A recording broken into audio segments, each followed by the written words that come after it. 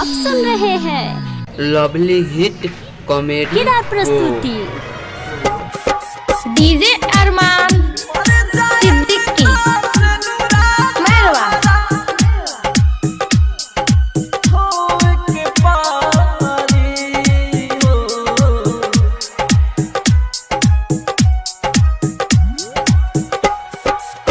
साचा कइले हो खब मोहब्बत रोए के परी, साचा कइले हो खब मोहब्बत रोए के परी। मर जाए से नुरा तोहरा धोए के पारी हो, हमारा जैसन लइका के परी। मर जाए से नुरा तोहरा धोए के पारी हो, साचा कइले हो खब मोहब्बत रोए के परी।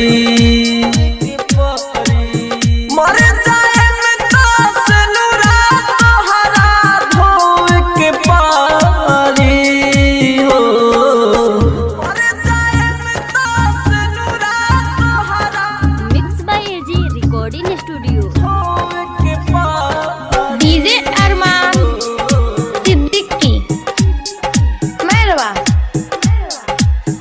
मर जाए से नुरा तोहरा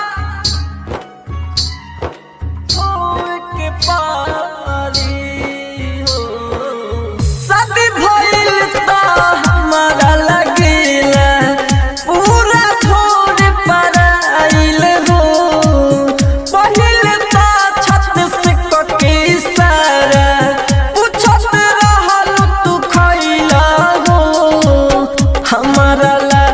कि तोहरा अब हमें खोए के परी। मर जाए से नुरा तोहरा धोए के परी हो, साचा कइले हो खब मोहब्बत रोए के परी।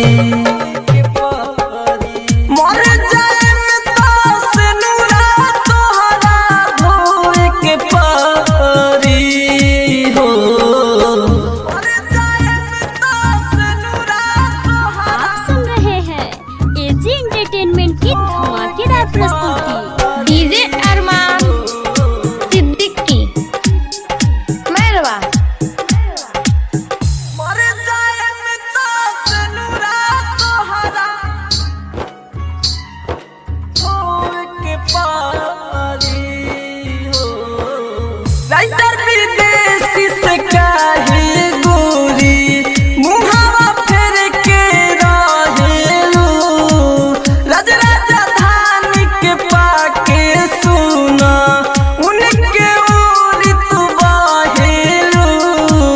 मन बुझे नहीं बतिया तो हमारा सोए के परी।